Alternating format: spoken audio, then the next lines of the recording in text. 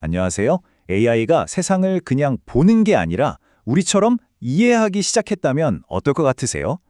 오늘은 AI가 우리 주변 공간을 인식하는 방식을 근본적으로 어떻게 바꾸고 있는지 그 새로운 도약에 대해 깊이 한번 파헤쳐 보겠습니다.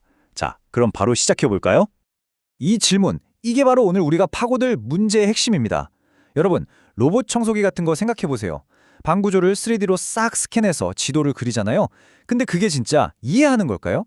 AI가 눈앞에 저것이 문이고 저것은 벽이라는 그 개념 자체를 아는 것과는 완전히 다른 차원의 이야기거든요.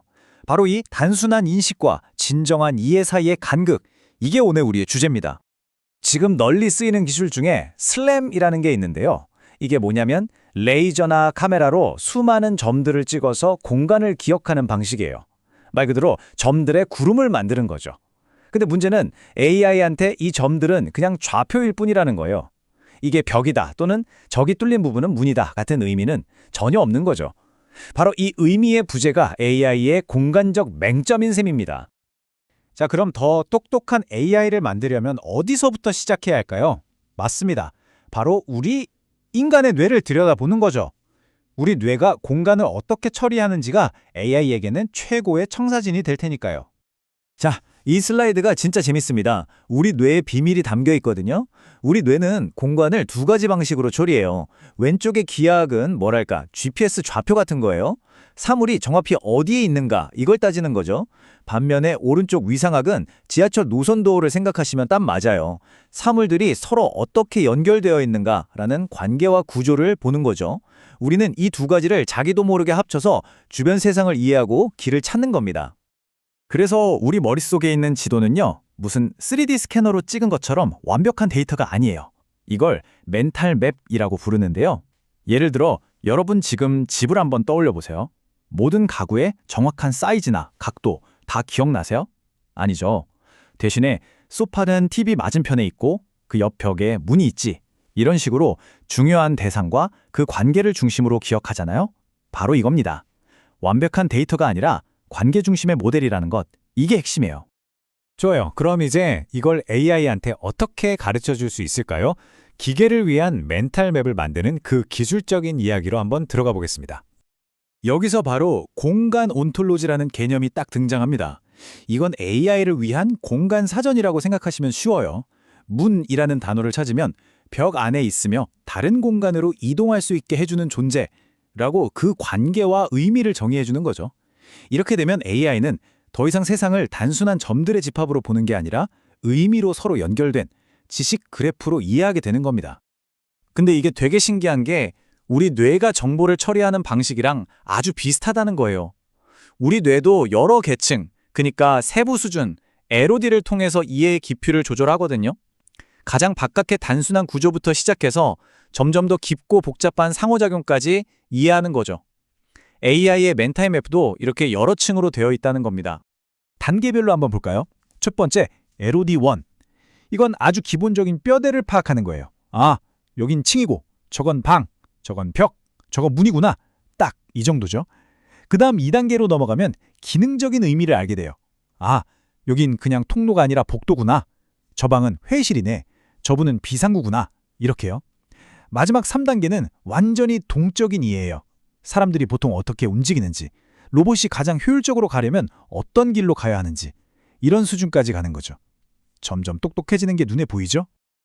자, 그럼 이런 새로운 방식이 실제 AI 지도 기술을 어떻게 확 바꿔놓고 있을까요? 그 엄청난 변화를 직접 한번 보시죠. 왼쪽이 옛날 방식인 클래식 SLAM이에요.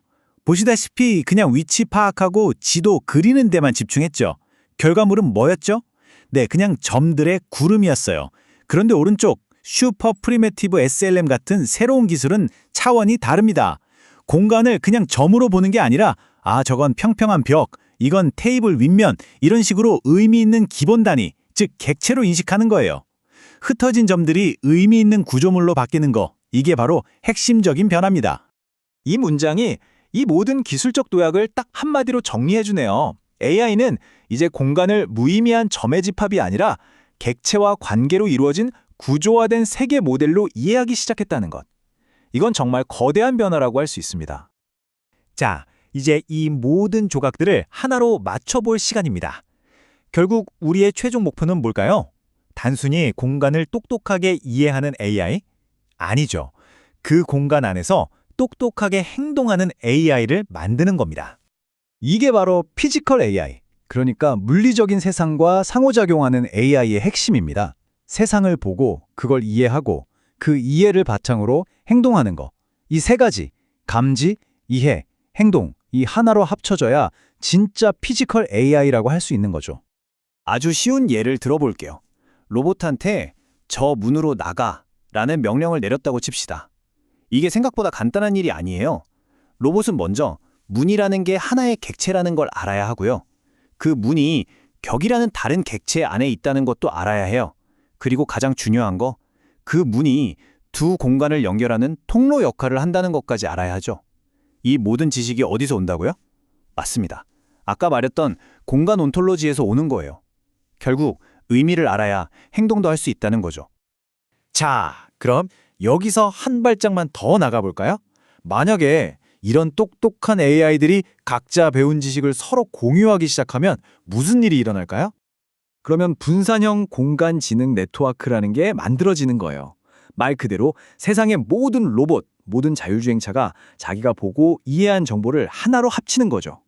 거대한 AI의 집단 기억이 생기는 겁니다. 이게 되면요, 도시 전체를 실시간으로 똑같이 복제하는 디지털 트윈 같은 게 진짜 가능해져요. 상상해보세요. 교통 흐름을 최적화하고 재난이 터졌을 때 가장 안전한 길을 실시간으로 알려주고 정말 이전에 상상도 못했던 일들이 가능해지는 거죠. 오늘 이야기의 가장 중요한 결론입니다. 공간을 이해하는 시스템을 만드는 공간 AI와 그 공간에서 행동하는 시스템을 만드는 피지컬 AI는 결국 동전의 양면과 같다는 겁니다.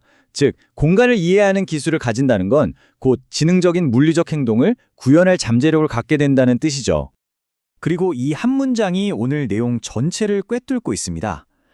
공간 온톨로지는 공간 AI가 세상을 인식하고 생각하게 만드는 인지 엔진 역할을 하고 동시에 피지컬 AI가 행동의 근거로 삼는 지식 기반이 됩니다. 인간의 뇌가 그랬던 것처럼 AI도 이제 세상을 의미와 구조로 이해하기 시작한 겁니다. 자, 마지막으로 이런 질문을 한번 던져봅니다. 만약 우리가 사는 이 세상, 우리가 걷는 이 거리가 AI가 만들고 함께 이해하는 거대한 디지털 기억의 일부가 된다면 과연 어떤 일들이 벌어질까요? 우리의 미래는 어떻게 달라질까요? 한 번쯤 깊이 생각해 볼 만한 질문 아닐까요?